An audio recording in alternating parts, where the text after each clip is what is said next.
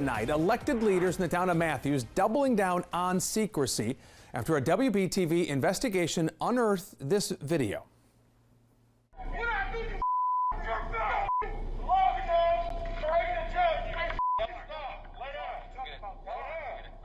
This video was leaked by a whistleblower. It shows a police sergeant choking a man whose hands are cuffed behind his back.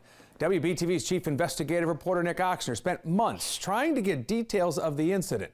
He's been pushing town leaders for answers on why they have spent your tax dollars to keep it secret. Nick's in our newsroom with the latest from town leaders.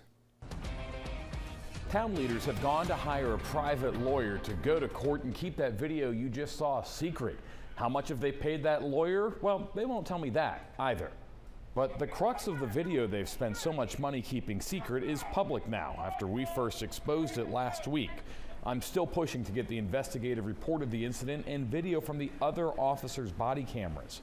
Still, even with the strong reaction from our investigation, Matthews Mayor John Higdon and 4 of the 6 commissioners are doubling down on the town secrecy, issuing a new letter saying in part, quote, "The town of Matthews Board of Commissioners values transparency, honesty, and accountability." And it continues saying, "We, the undersigned board members, have the utmost confidence that town manager Becky Hawk reflects those values on a daily basis and has acted accordingly in this nature."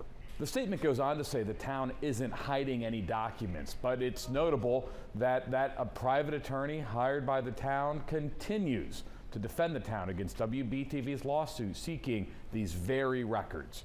Now reporting in the newsroom, Nick Oxner, WBTV, on your side.